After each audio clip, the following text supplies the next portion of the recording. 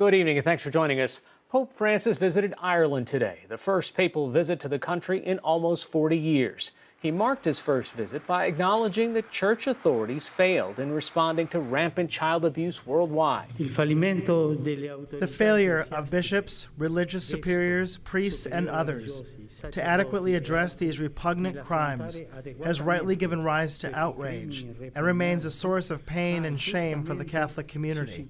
I myself share these sentiments.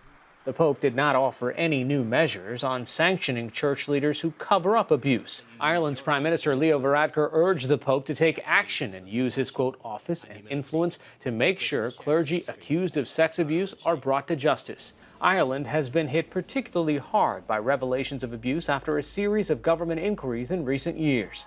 Francis is in Dublin for the World Meeting of Families, held once every 3 years, and more than 37,000 people have signed up to attend.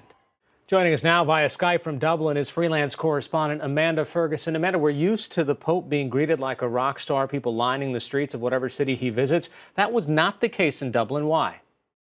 Well, it wasn't necessarily that it wasn't the case. It just maybe wasn't the same crowds that the Pope would have drawn in 1979 when his predecessor visited.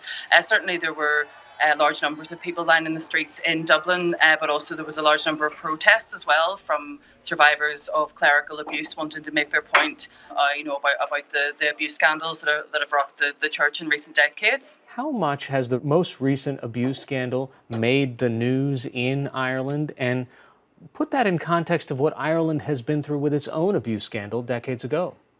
Yes, well, certainly given that the Pope was visiting Dublin today and tomorrow as well, obviously the focus has been pretty intense from international media. There's 1,200 journalists from 30 countries with all of their eyes on every move that the Pope is making and every sort of issue that's being raised around the Catholic Church. So certainly what happened in Pennsylvania has been high on the agenda.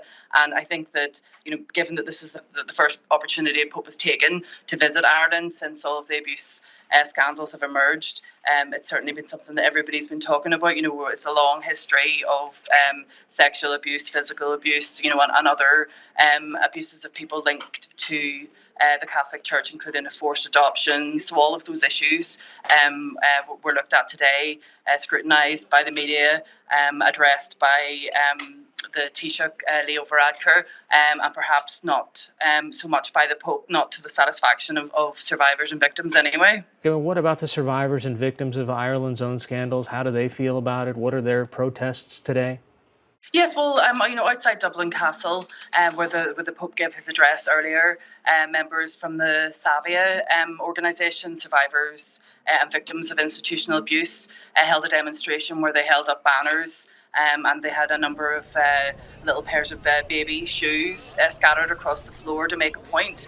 And a number of other sort of individual protesters were highlighting child abuse in the banners that they were using. But, alongside that, there was obviously people, there to support the Pope, people with Vatican flags, people, buying up the different sort of Pope Francis merchandise and giving him a welcome. There was painting on the roads, welcoming the Pope to Ireland in both English and Irish. So certainly, he remarked whenever he was at the President's residence that he had received a very warm welcome, but obviously there's been some sort of intense criticism as well. Tell me a little bit about what's been happening in Ireland in the recent past. We've seen these stories about how the political power of kind of the more liberal class are ascending. I mean, you have taken on topics like abortion and divorce and even gay marriage. And here he is this morning meeting with the leader of the country who's openly gay.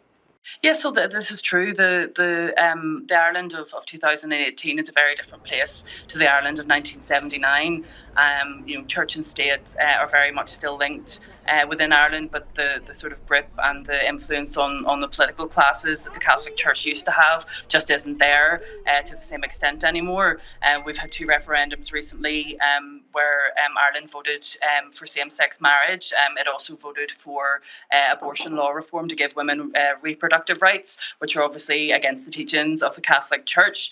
And while many of the in the most recent referendum around abortion, while many strict, sort of very devout Catholics would have voted no in the referendum, there are people that go to mass and that people that consider themselves Catholic that would have voted for that sort of reform. So I think it's very much Ireland's face forward into the world as a very progressive place, and it'll only be set to continue, I think. All right, Amanda Ferguson joining us via Skype from Dublin today. Thanks so much. Thank you. Another war of words between the United States and China, this time over President Trump's decision to call off a meeting between Secretary of State Mike Pompeo and North Korean officials. Citing a lack of progress in nuclear disarmament talks, President Trump tweeted some responsibility to the Chinese, saying, quote, "I do not believe they are helping with the process of denuclearization as they once were." A Chinese foreign ministry spokesperson said today that China is, quote, seriously concerned over the president's accusation.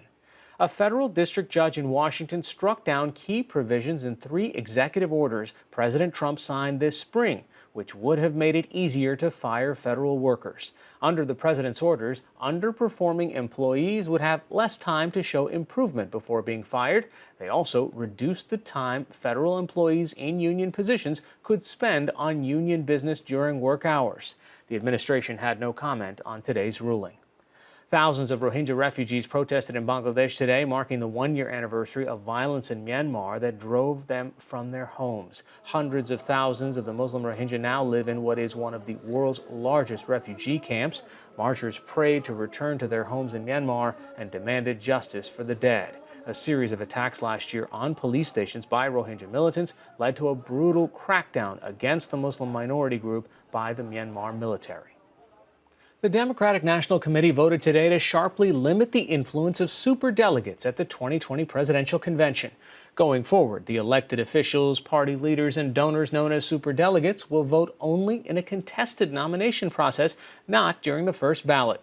The role of superdelegates became controversial during the 2016 Democratic primaries. That year, many of the superdelegates backed Hillary Clinton early in the convention.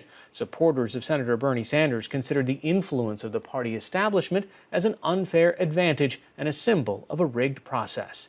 After today's vote at the DNC summer meeting in Chicago, Senator Sanders called the decision, quote, an important step forward.